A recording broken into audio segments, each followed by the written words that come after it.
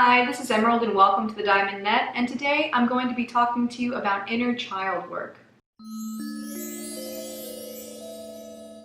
Alright, so in order to understand inner child work, we have to really understand what the inner child is first. So the inner child is a shadow aspect, a part of ourselves that resides in the shadow. The shadow is basically the part of our psyche where we put all of the stuff that we don't want to look at or acknowledge, the stuff that makes us really uncomfortable, things we wouldn't want to have associated with us for one reason or another. So the shadow is basically where we sweep all of the perceived dirt of the personality. So the inner child is an aspect of ourself that resides there in the shadow and that was repressed away from our personality when we were children. So these aspects of ourselves that reside in the shadow, it's not so much like it's just individual traits that get placed there.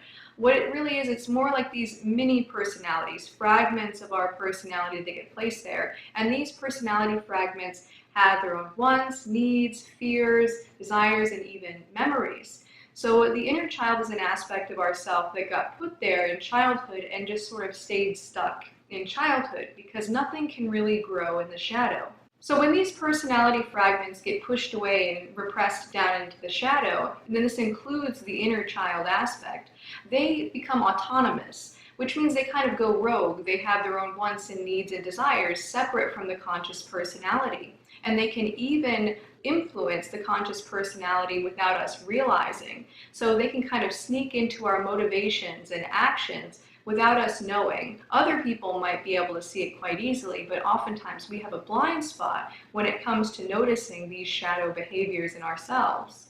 For example, let's say that a person has dealt with a lot of scarcity in childhood where they don't know where their next meal is coming from, and maybe there's a couple of times that they were homeless and they just maybe didn't know where their resources were coming from. So let's say that this person takes on the brunt of that trauma of scarcity, and they end up like pushing an aspect of themselves away, the aspect of themselves that has dealt directly with the brunt of that trauma. And so that is the inner child aspect there. And that aspect will stay in the state that it was in when it was repressed. So it's in the shadow, still thinking it's dealing with scarcity. It's in the shadow, still 5, 6, 7 years old. So let's say that this person grows up and that they've gotten to a better place in life. They're not dealing with scarcity in actuality, but for some reason they seem to hoard things. Like maybe they might eat a whole bunch and really gorge themselves on food because they didn't know where their next meal was coming from in childhood. Maybe they might have a tendency to hoard all kinds of items and objects because they can't seem to let anything go. And despite their conscious desire to get past those habits, something keeps them stuck in that state. That's the inner child working on them, that inner child that's still stuck in the shadows, still looping around on those same traumas from the past, still thinking that scarcity is the status quo.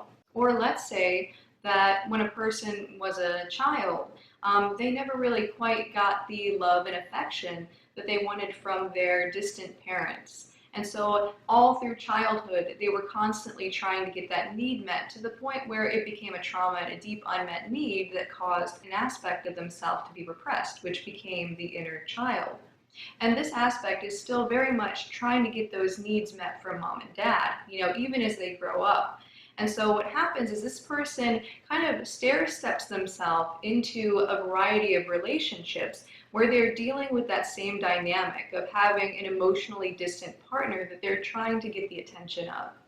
As you can see, the inner child can have a tremendous sway over our life and can really lead us into some unhealthy kind of situations if we don't take steps to integrate it. So this video is all about the steps to take to integrate the inner child. There's a lot more to it than what I'm going to share in this video, but it'll give you at least the first step on the path to integrating the inner child. And that means bringing it back into the conscious personality so that it can merge with the conscious self and grow up to the phase that we're currently in. So that way it's not still kind of looping around on past traumas and unmet needs, but can actually rejoin the personality and take on a more exalted, mature version of itself. So in order to understand inner child work, we have to know a little bit about repression. because repression is the force that caused the inner child to be in the shadow in the first place. So I've identified four main types of repression. So one is the repression that comes along with adopting a certain worldview, when we decide that things in reality are a particular way, and then anything that falls outside of the range of what we recognize, we might have a tendency to just be unaware of or to vehemently deny. And so let's say, for example, someone adopts a worldview where they hold the belief that there is no love that exists. And so the aspects of themselves that, let's say, are more tender, that are more loving, more compassionate, these aspects of the self wouldn't really fit in with that worldview. And so that person might have a strong impetus to place those aspects in the shadow. And if they adopted that viewpoint when they were a child, that would be an inner child aspect. The second is identity. So identity is not so much our beliefs about the world at large, but our beliefs about ourselves, who we are and who we aren't. So let's say that a person believes themselves to be a very serious person, and they've thought that ever since that they were a child, and they really identified with that because they got praised for that as a kid. What they might do is they might have repressed away aspects of themselves that were more fun-loving and happy-go-lucky because it didn't fit in with their identity. And so this can create an impetus in the same way that the worldview repression does, to push away any aspects of the self and kind of vehemently deny these parts of the self to preserve the identity. The third type of repression is unmet needs. So this is when a person is a child, they don't get a certain emotional need met that they really genuinely needed at the time. So let's say that this person really needed to feel connected to their parents, but the parents were emotionally absent in some way. And so what probably happened, because that's a really, really intense feeling to have that unmet need, kind of like if a person is starving for food, they won't be able to pay attention to anything else. Or if a person's like really, really dehydrated and thirsty, they won't be able to focus on anything else but getting water.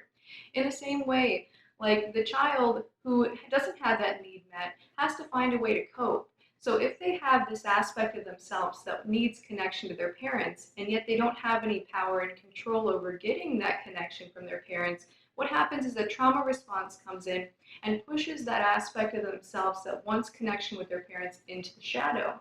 And this becomes the inner child aspect that's in the shadow, still very much wanting that connection to the parental figures, but it's allowing that child to be able to grow and to cope without that need being met, without it being such an intense, strong desire that gets in the way of other processes happening in life.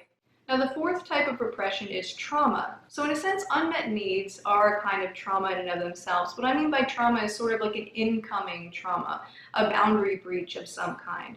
So let's say that there was a child that was constantly cut down and called names by their parents. And this created a lot of pain in the child. And so in order for that child to get along and to be able to survive through that situation emotionally, they maybe had to push down the aspects of themselves that felt powerless and angry and not able to do anything about the situation at hand.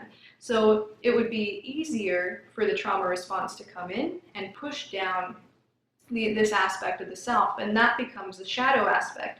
And that part is still dealing with all of that anger and powerlessness from the shadow, but the person is otherwise able to cope because they're able to focus on other aspects of the personality and other things. But of course, with all of these types of repression, the inner child doesn't go away. They're still very much dealing with, at the very least, the issue of being unconscious and disconnected from the conscious personality. But at the very most, dealing with some pretty serious traumas and unmet needs. And in that way, they can kind of hijack the conscious personality's desires in order to go toward those needs, in order to play out that cycle of that trauma again. And this is why we tend to get caught in cycles, or tend to be attracted to the same people over and over again, or we end up in the same situations over and over again. So now with that framework for inner child work, we can get a bit into the process. So the main point of inner child work is integration between the conscious mind and the inner child. So it's sort of like inviting the inner child back into the conscious awareness so that it can become a kind of homogeneous aspect with the other aspects of the personality, and it isn't freewheeling, doing its own thing. And so the very first step really to doing inner child work is to make a connection with the inner child. So to create a line of communication between the conscious mind and the inner child. And so I'm going to give you a process precisely for doing that. And we'll use the process of visualization to do so. So with this process, what you're going to do is you're going to find a comfortable spot where no one's going to bother you for at least 30 minutes. And what you'll do is you'll sit there for about 5 minutes and you'll try to get into a more relaxed space. You want to kind of bring yourself up from like kind of mind mode and work mode down into a more relaxed and more emotional register. And so once you're more relaxed, what you'll do is you'll start imagining that you're going into this house, and the house represents your psyche. So everything that's going on in that house represents something about your conscious mind or unconscious mind. And so you open up the door to the house and you walk in. And you go around and you're looking for the inner child. You know the inner child is somewhere in this house. And so you can take the whole journey through the house until you find the inner child. And then when you see the inner child, ask it some questions. Now you can come up with your own questions to ask, but I highly recommend, ask it how it feels, ask it why it was repressed in the first place, and then also ask it what it needs from you in order to integrate it. And also notice things about it. So if you notice any visual symbols that pop up, or any if the inner child looks a little bit different, like if it has a wound on its leg, or if the inner child is crying, or if the inner child is painting, these things can have a kind of symbolic kind of resonance with us in the same way that dreams do. So the messages in dreams really come about in a symbolic way, and it's the way our unconscious mind communicates to us certain things that it wouldn't be able to directly, logically, and linearly express. And so in the same way with creating this visualization, when you're talking to the inner child, you're allowing the mind to supply you either with direct insight or a symbolic kind of insight. So for example, if you see the inner child there crying and doctoring a wound, you might ask, oh, why do you have that wound? And then just let your mind supply up the answer. So in this way, again, you can create that line of communication between you as the person doing the visualization as the conscious mind and this part of yourself. And through this visualization, you can create a medium through which the conscious mind and the inner child can communicate with one another. And you can also do this in writing if you'd prefer. So if you're not very good with visualizing and keeping a scenario in your mind, what you can do is you can just, open up a Word document and just type things through and allow yourself to just really be stream of consciousness with what you find in the house and, how your interaction with the inner child goes. Because the idea is that the unconscious mind can supply you up with certain insights that come up through basically creative visualization. And I recommend after you finish, I would definitely document, what was said, what happened, what symbols you noticed, what things, maybe stuck out to you. Like if for some reason the house looked like your childhood home, or, if you remember that there was a blanket that had black and white checkerboards on it, or if you notice that the walls of the room were red. Sometimes these things can be very important for understanding things about our relationship to the inner child. And we can kind of figure out, okay, well, what do the red walls actually mean to me? What are my associations with the color red? What does red mean, let's say, as a symbol generally? Anyway, that's all I have for you for now. I hope that you enjoyed this video. If you did, go ahead, click the like button below and subscribe. Also, currently, I have 2 spots open in my 13-week shadow integration program if you're interested. I'll leave the details below in the description box. Anyway, I hope that you enjoyed the video and keep becoming more you.